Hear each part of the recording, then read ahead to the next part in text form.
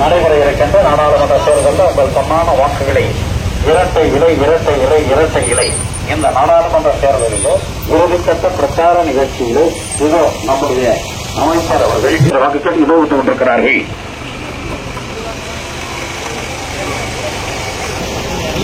நம்முடைய வெற்றி வேட்பாளர் அவர்கள் உங்களிடையே கருத்துரையாற்றுவார்கள். இப்படி பிரச்சனைகள் அத்தனை விஷயங்களுக்காகவும் புரட்சி தலைவர் அவர்களின் ஆசீர்வாதத்தில் புரட்சி தமிழர் எடப்பாடியார் அவர்களின் ஆசீர்வாதத்தில் 2 மாதத்திற்கு ஒரு முறை அல்லது 3 மாதத்திற்கு ஒரு முறை அந்த வேலைவாய்ப்பு முகாமை நடத்தலாம்.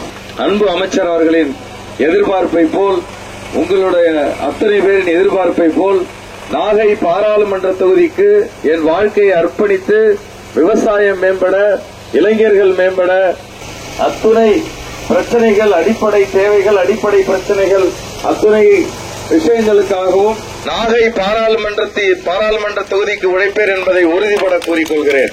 தொடர்ந்து கம்யூனிஸ்ட் என்ற தொகுதியை அழித்துவிட்டார்கள் கம்யூனிஸ்டுகாரர்கள்.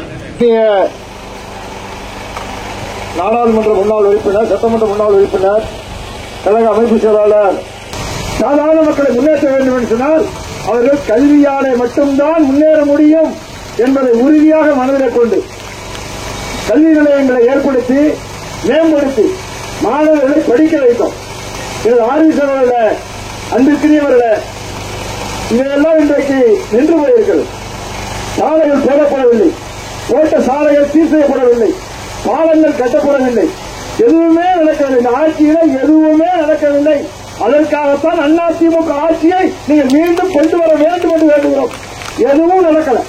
கேட்டாலும் இல்லை இல்லை இல்லை கேட்கப்படும் ஆட்சி அதைத்தான் கேட்கிறோம். எதை கேட்டாலும் இல்லை, எதுவுமே நடைபெறவில்லை.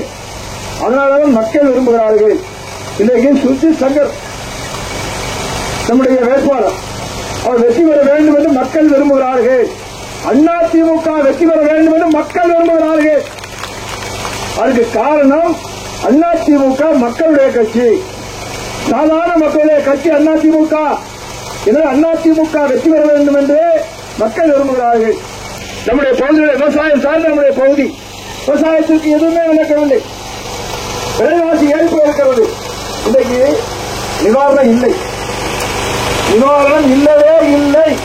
இன்சூரன்ஸ் பெற்றுத் தரவில்லை, இன்சூரன்ஸ் கட்டவே இல்லை. விவசாயிகள் அவதிப்படுகிறார்கள். விலைவாசி உயர்ந்திருக்கிறது. எல்லா விலைவாசியும் வந்துவிட்டது.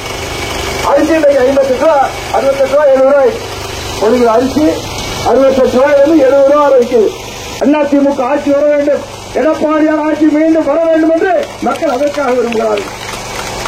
எனவே அதற்குரிய அருமை சகோதர சகோதரிகள், நாகப்பட்டினம் நாடாளுமன்ற தொகுதியில நாம் வெற்றி பெறப் போகிறோம். நம்முடைய வெற்றியை எவராலும் தடுக்க முடியாத நிலையில எங்கு பார்த்தாலும் பேசுவது. அதிமுக வாக்களிப்பதற்கு மக்கள் தயாராகிவிட்டார்கள். மீடியா வைத்து ஆட்சியாளர்கள் ஒரு மாயை ஏற்படுத்த நினைக்கிறார்கள். நம்மை பொறுத்தவரை மக்கள் நம்ம பக்கம் இருக்காங்க, மக்கள் நம்ம பக்கம் இருக்காங்க.